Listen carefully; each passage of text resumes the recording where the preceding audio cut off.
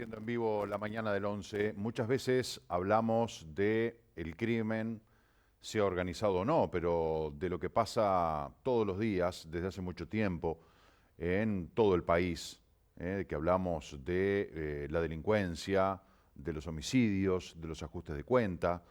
También hablamos de los accidentes de tránsito, de la cantidad de vidas que se pierden, pudiendo ser evitables, claro está, en la mayoría de los casos. Hablamos de, dentro de lo que son los homicidios, podríamos tener un capítulo aparte para lo que son los femicidios, los delitos de violencia de género. Hablamos de las enfermedades, que de repente, según la patología de la que hablemos, es la primer causa de muerte entre las mujeres, la primer causa de muerte entre los hombres, la primer causa de muerte entre los jóvenes. En fin, hay una cantidad de elementos que nos están carcomiendo a la población y además es muy triste porque es mucha gente joven que está involucrada en cualquiera de estos aspectos que estamos señalando.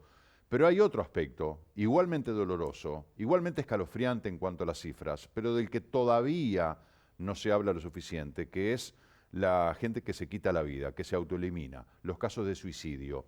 Yaraví Roy desde hace muchos años trabaja desde la ONG Resistiré para tratar de generar conciencia, para dar elementos que permitan abordar este tema de manera amplia, de manera multidisciplinaria, que permitan brindarle a la persona que quizá empieza a recorrer ese camino los elementos como para evitarlos. Yaraví, bienvenida una vez más. Muchas gracias por la invitación. Un Valoro placer. muchísimo esto.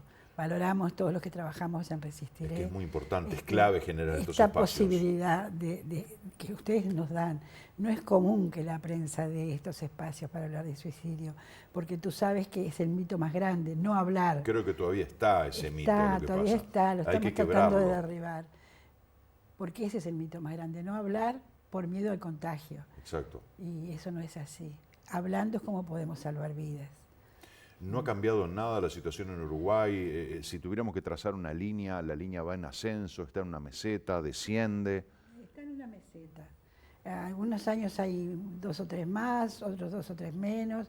En los últimos años, en estos últimos 4 años, el año 2016 hubo 709. 709. En el siguiente año, en 2017, hubo 690 y algo. O sea, más o menos se mantiene. Tenemos casi 2 uruguayos que se suicidan por día. Es la muerte violenta que se da más frecuentemente. No se habla, como tú dices, homicidio, femicidio, muerte por lo que sea, pero 2 personas, 2 uruguayos que se maten por día porque no pueden con su dolor. Son muertes evitables. Y son todas prevenibles. El 90% de los Qué suicidios horrible, ¿no? Porque, son a ver, prevenibles. ¿quién no escuchó? Porque además esto abonado por una campaña electoral que fue bastante dura. ¿Quién no escuchó la cifra de los famosos 414 homicidios con el que el país cerró el año 2018? Se usó en toda la campaña electoral para atacar al ministro Bonomi, para atacar las políticas de seguridad del gobierno del Frente Amplio. Se dijo para allá, para acá, para arriba y para abajo 1 y 1000 veces. 414, que decimos, ¿en qué país vivimos? En un país de 3 millones de habitantes, 414 homicidios. Es un despropósito. Bueno, el caso de suicidios casi que lo duplica. Duplica las muertes por guerra en todo el mundo, y en nuestro país es la muerte violenta que hay más cantidad. No se dice, no se habla. ¿Por qué no salen los informativos como salen los homicidios? El tema del suicidio es un tema de salud pública, ¿verdad? Claro. Es un problema de salud pública, pero es un problema social también, que corresponde a educación, a cultura, a servicios sociales, porque la gente llega a un centro de salud cuando ya lo intentó, Claro. cuando está a punto de intentarlo y pide ayuda. Pero antes, todo ese proceso de dolor, de sufrimiento que ha tenido esa persona durante mucho tiempo, meses, tal vez años, y que se puede prevenir y que se puede contener con ayuda familiar, con atención psicológica, con inserción en un grupo social. Eso no lo contamos y eso es lo más importante. Evitar que tengan que llegar a ese pensamiento terrible de quitarse la vida, a ese dolor. Nadie quiere suicidarse, nadie quiere morir, pero quieren dejar de sufrir. Ahora, ¿es muy valiente o es muy cobarde el que se quita la vida? Ni una cosa, ni cobarde, eso se dice también. ni cobarde ni valiente. Es una persona que tiene un sufrimiento tan intenso que es peor que el peor de los sufrimientos físicos. Schneiderman, que era un psiquiatra ruso, migrante a Estados Unidos, inventó la suicidología como rama de la psicología. Entonces él dice que ese dolor, ese sufrimiento psíquico, él le llama psicae, con P, ¿no? Sí, psicae. Psicae. Y es peor que un dolor físico, que el mayor de los dolores físicos es ese dolor psicológico, mental. Podemos imaginar qué es lo que lleva a la gente al suicidio. Cortar con ese dolor. No quieren morir, quieren cortar con ese dolor. Se sienten en un túnel que no tiene salida. La única manera de salir es atentando contra su vida, ¿verdad? Autoeliminarse. Ahora, el suicida tampoco se detiene, digo, en ese camino que recorre del dolor, de la soledad, de cortar con eso que le hace sufrir tanto que llega al punto de quitarse la vida. En ningún momento piensa el daño que ocasiona en la familia. Por ejemplo, voy a dejar a mis padres, a mis hermanos, a mis hijos inmersos en un dolor y en una desesperanza porque si me quito la vida los voy a poner allí. A veces sí, son los que logran evitar el suicidio. Pero llega el punto que el dolor es tan grande que no piensan en nada. He leído muchas cartas en estos años suicidas. En todas las cartas piden perdón por lo que hacen, en casi todas. Y hablan de cosas triviales, ¿no? Como herencias que dejan, mi perrito que lo cuide tal, las cuentas del auto las paguen, por favor, como si fuera a volver. Claro. Y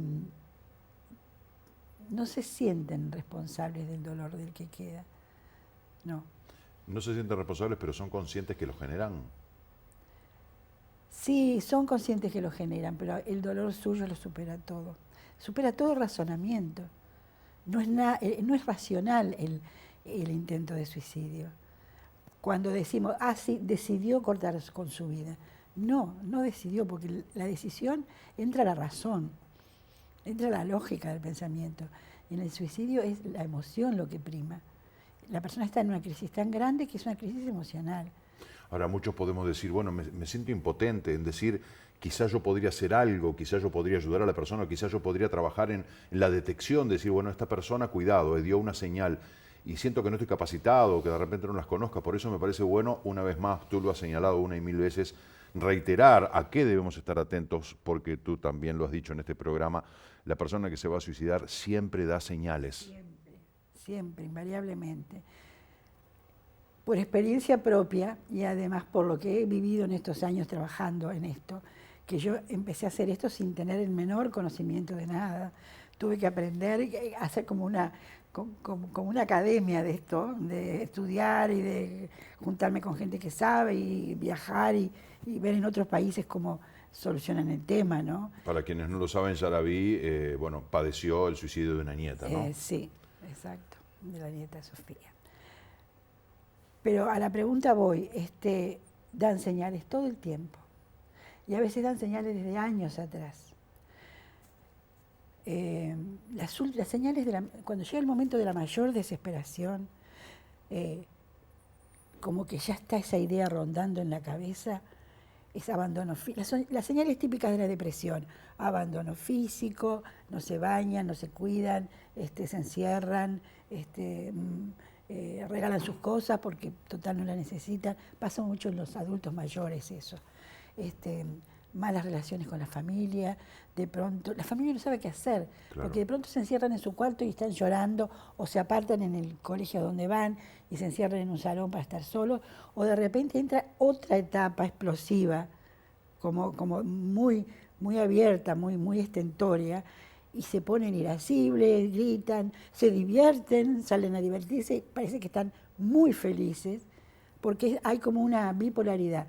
Sin decir bipolaridad, la enfermedad, ¿no? Psiquiátrica, hay dos fases muy marcadas. Se destaca más por la tristeza, por la angustia, por el querer aislarse, por el llorar mucho, por no valgo nada, nadie me quiere. Una autoestima destruida. Totalmente destruida. Y no tenemos una franja etaria que digamos, bueno, por ejemplo, no, los adolescentes no les pasa, ¿no? Les cuidado. pasa. Cuidado con eso. Mira, Marcelo, les pasa a niños chiquitos. Nosotros en la ONG tratamos gente con problemas, o sea, tú ya sabes que estamos en la Policlínica Sarubi, de tarde atendemos personas allí, tenemos un equipo de psicólogos muy bueno. Tenemos un niño de 7 años con 2 intentos de suicidio. No te puedo creer. 7 años. Es un niño que está en el INAO. ¿Y cuál es la situación de ese niño? Abandono. Son 3 hermanos, los 3 intentaron. ¿Dónde están los padres de esos niños? Viven por un barrio por ahí. Y ni hay de que se les mueva un pelo con esos niños, ¿no? No. Los niños adoran, están desesperados por irse a ver a la madre. Hoy, por ejemplo, uno está desesperado por irse a ver a la madre. ¿Y la madre? Y la madre lo va a recibir, le dará un beso, feliz Navidad, pim, pim, pim, pero después vuelve para el INAO de nuevo. ¿Esa madre no quiere estar con ese niño? ¿Y qué ¿Con te su parece? hijo? ¿Qué te parece? ¿O no quiere? No, evidentemente no, pero digo, no O lo no puedo quiere. creer. Mi sorpresa es O por no el otro qui- lado. Es No, decir, no, porque además no le encuentro explicación. no debe poder, porque si el niño se fue institucionalizado judicialmente, Estamos de acuerdo, digo, es pero porque hay un problema ahí, ¿no? desde ya, pero Sin duda. quizá algo que pueda corregirse, con eso, hablando de sentimientos, si la madre realmente sintiera, yo qué sé, no sé, a mí son cosas que más allá de lo que tú señalás, a mí me cuesta creer de Es que una madre, que tremendo. un padre... Es tremendo las cosas que uno descubre en esto, Marcelo. Yo voy a buscarlo una vez por semana para llevarlo a conversar con esta psicóloga que es especialista en niños y adolescentes, Jimena Torres. No sé si la conoce, la hija del doctor Torres, es una psicóloga excepcional. Y él viene muy feliz después que sale de la entrevista con Jimena. Y yo lo voy a buscar al niño para que no se pierda la entrevista en mi camioneta y lo llevo. O sea, no quiero que se pierda una sola entrevista con Jimena, porque eso lo vas a sentir muy bien. Pero imagínate, hablábamos de la edad. Tú me dices, ¿qué franja etaria? Si un niño de 7 años intentó suicidarse, estuvo 2 veces ya internado en el Pereira Rosell con tratamiento psiquiátrico. ¿Qué hizo? ¿Tomó pastillas? Digo, autoflagelación, ¿cómo lo Intentó intentó? ahorcarse con un cable. La verdad que es impactante, ¿no? Pensar eso en un No niño se de dice en los 7 medios, años. no se deben decir cómo la gente No, está bien, hace, digo, o sea, pero, bueno, pero a ver, ¿hasta dónde vamos a derribar el mito? ¿Lo vamos a derribar realmente porque estamos convencidos de que es falso aquello de que genera un contagio o no? Me parece que tampoco vamos acá a hacer apología ni mostrar formas de hacer ciertas cosas, está claro, digo, entre otras cosas por una cuestión de horario, pero abordando el tema de manera responsable, de manera respetuosa, de manera seria, bueno, tenemos que, este dato es relevante, ¿no? Que un niño de 7 años ya haya tenido 2 intentos de autoeliminación. Los hermanitos son un poquito mayores también. ¿Qué políticas públicas hay para atacar este tema? Porque, bueno, hablamos de, por ejemplo, el delito de violencia de género, los femicidios, ¿no? Que este año ya sumamos por lo menos 20, 21 mujeres más asesinadas. Parecería que vamos arriba y seguimos sumando muertes por esta causa. Y se dice mucho, bueno, lo que pasa es que la ley de género, que no tiene presupuesto, que se reglamentó, pero que al aplicarla que hay dificultades, entonces parece que nos tropezamos con nuestros propios pies, ¿no? En el caso del suicidio, ¿qué políticas públicas hay? ¿Qué apoyo hay? Bueno, salió en el 2017 la nueva ley de salud mental, que está muy buena. Se está instrumentando, se está tratando de que se cumpla todo. No es muy fácil, ¿no? Porque también hay mucho cambio de cabeza, ¿no? O sea, de sacar, la ley de salud mental comienza desde sacar los manicomios, otro criterio de internación, hasta el trabajo individual, personal en territorio, en campo. Con respecto al suicidio, se trabaja de esta manera. Cuando la familia detecta esos síntomas, esas señales que dan las personas, tanto los jóvenes como los de mediana edad, como los adultos mayores. Los adultos mayores no dan tantas señales, dan más señales los jóvenes porque son más explosivos, son más expresivos, ¿verdad? Entonces, hay que pedir siempre ayuda. Entonces, hay que llevarlo al centro de salud de donde pertenezca. Puede ser una sociedad médica, puede ser ACE, A puerta de entrada, bueno, vengo con esta persona, intentó, muchas veces ya vienen cortados, ya vienen con el intento hecho por la mitad, no lo lograron, otras veces vienen con una depresión tremenda diciendo que se quieren suicidar. Entonces, por ley, la primera persona que hay que atender como emergencia es el intento de suicidio. No pueden dejar a una persona que ha intentado suicidarse o que habla de que se va a suicidar para último en la cola de la emergencia. No, ese rato puede ser letal, ¿no? Tiene que ser primero, porque la persona se va, se escapa, si lo hace demorar mucho. Se ha escapado. Y en el escape se ha efectuado. Lo ha logrado. Entonces, tiene que entrar. El médico que lo hace, que lo atiende, tiene que llenar un formulario especial de IAE, intento de autoeliminación, donde dice que esa persona intentó, ¿no?, autoeliminarse, y pasarlo al psiquiatra de guardia. El psiquiatra de guardia se tiene que quedar esperando que venga el psiquiatra de guardia, ahí acompañado con el servicio de enfermeras, con la familia, con la persona que lo lleve, o si no lo lleva nadie puede ir él solo también. El psiquiatra de guardia lo atiende, entonces va a determinar el grado de riesgo de esa persona. Y bueno, va a decidir la internación o no, y después va a seguir el tratamiento, que siempre es también acompañado por un psicólogo. Eso es lo que hay a nivel institucional y lo que hay a nivel salud pública, ¿verdad? Pero como te digo, antes hay que trabajar esto a nivel de escuelas, a nivel de liceos, a nivel de centros de enseñanza de cualquier tipo, de centros barriales, de clubes de fútbol, de todo, ¿no? Enseñar a que la gente vea los síntomas y se dé cuenta que este chico está deprimido, que está pidiendo ayuda en un lenguaje más bien gestual, ¿no?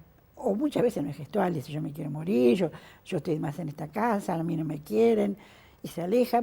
Son tan evidentes las señales, Marcelo.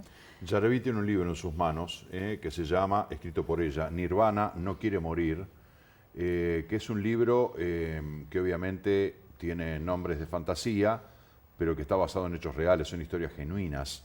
Y a mí me gustaría que hablaras de este libro, Yaraví. Bueno, ese libro fue hecho, son cartas, en base a cartas escritas por una abuela desde la noche misma en que supo del suicidio de su nieta, se despidió de su nieta. Y durante muchos años ha estado escribiendo cartas. Yo pienso que todavía las sigue escribiendo. Y ella me entregó a mí como escritora, esta abuela se llama Vivi, esas cartas para publicarlas, para que pudieran servir de algo a otras personas para que no les ocurra lo mismo. La abuela Vivi se da cuenta que las señales que dio su nieta pasaron desapercibidas en el momento, pero sin embargo ella las había notado y no pensaban que eran tan graves, o pensaba, son cosas de adolescente, ya se le va a pasar, o cuando termine con el novio. Típico pensamiento. Y no se les pasa, la mayoría de las veces no se les pasa. O lo atribuimos a, bueno, esto será un berrinche, es un momento porque, como señalas tú, se peleó con el novio, o bueno, justo no le salió el trabajo que esperaba, o bueno, en el examen le pasó tal cosa, o no se pudo comprar lo que quería, en fin. Y uno lo atribuye y lo encapsula a una cosa nimia, superficial, que no le damos importancia y ahí cometemos el grave error. Exacto. Y no dejarlos nunca solos, acompañarlos, que se sientan fortalecidos. Lo peor de todo es el abandono, pero el abandono de este chico del INAU lo sufren también otros niños que van a un buen colegio, que los padres tienen una buena posición socioeconómica, que tienen... No pasa por ahí, la prueba está que no pasa por ahí. El abandono es el abandono afectivo, no es material, ¿verdad? Si un niño se siente querido, amado... No importa que no tenga el par de championes que quería. Se siente amado desde el momento en que fue concebido. Una vez fui a una charla de un vasco, un psiquiatra vasco, que allá están súper avanzados en cuanto a esto. Entonces nos preguntó, ¿y ustedes saben cuál es el primer factor de riesgo de un suicida, de un joven suicida? Bueno, la gente decía, violencia doméstica, todas estas cuestiones, alcoholismo, droga. No, el primer factor de riesgo es un embarazo no deseado. Desde que la madre está embarazada y no quiere tener ese embarazo, igualmente nace la criatura, ese niño ya sintió el abandono. Va a ser siempre un niño abandonado, de alguna manera afectivamente. Por más que lo colmen de comodidades y de bienes materiales. Si ya hubo algo desde el útero. Desde el útero se transmitió. Había una obra de teatro que llamaba así, un libro también. Desde el útero ya la criatura percibe y eso, ¿no? Eso me dejó muy impactada, lo pongo en el libro.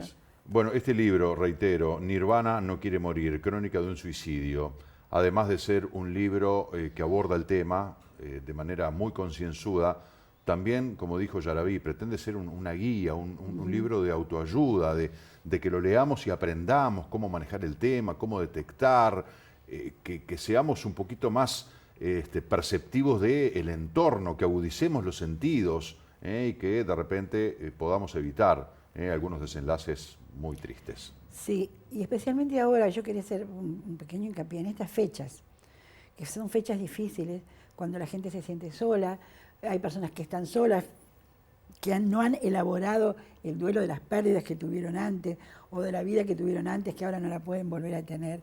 Y este es un momento en que recrudece el tema del suicidio. De hecho, ya están viniendo a atenderse más personas que el resto del año. Claro. Y es importante que se sepa que es algo como el túnel ese que está en la tapa del libro, pero que hay luz al final del túnel, que se puede salir. No quedarse solo, no buscar ayuda, no quedarse solo, buscar ayuda. La ayuda la tenemos en el teléfono de ACE, al fondo del libro está, y creo que ustedes tienen una plaquita con el teléfono de ACE, que es el 0800... Ah, sí, ahí está, 0800 0767 o 0767 durante las 24... Asterisco 0767, recuerdo que Marita Araujo un día que vino aquí... sí, dijo, también con Marita trabajamos juntos. En la entrevista voy a reiterar este número y lo hizo 5 o 6 veces. Es fundamental, 0800 0767, el número de ACE. Es el gran aporte que ha hecho que consideramos este número. Las 24 horas del día, georreferenciado y con técnicos especializados. La persona que se siente mal, deprimida... No vas a llamar ahí como si fuera un call center y te va a atender una secretaria, que un momentito ya lo atienden, o que te va a contestar cualquier sanata. Es gente que está preparada. Abre el teléfono. Telefónicamente ya tiene una acción. Y a ver qué te pasa y dónde te encuentras, y si ya pensaste en suicidarte, ya hiciste algún intento, o todo te preguntan, ¿no? Entonces, ¿qué pasa? Si esa persona lo georreferencian al departamento que pertenece, porque hay muchas personas que están en el mismo intento, ¿no?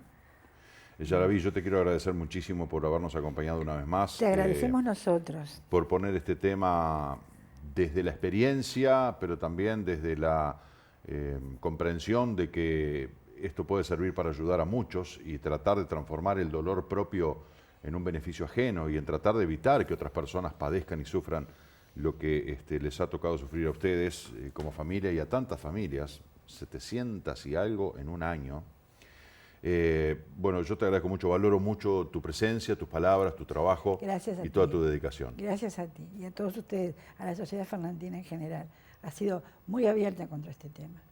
Y nosotros queremos responderle con nuestro trabajo firme, seguro, y que confíen, que la gente confíe en que hay ayuda. Tal cual. Tal cual. Te dejo el libro, sí, te lo regalo. Muchísimo. Para mí va a ser muy valioso leerlo. Y bueno, hazlo girar. Por supuesto, ni que hablar. Eso es lo que hay que hacer. Absorber los conocimientos que nos regala un libro y bueno, permitir que otros también puedan nutrirse de lecturas como estas, que son lecturas tristes, dolorosas, porque, reitero, hablan de hechos reales, todo esto es verdad. Las cartas que están aquí fueron escritas por una persona que se quitó la vida. Y bueno, de allí tenemos que sacar mucha materia prima para incorporar y transformarnos en ciudadanos preventivos y trabajar para evitar que esto suceda, por lo menos disminuir drásticamente esta realidad que tanto nos golpea hoy con la gente que se quita la vida.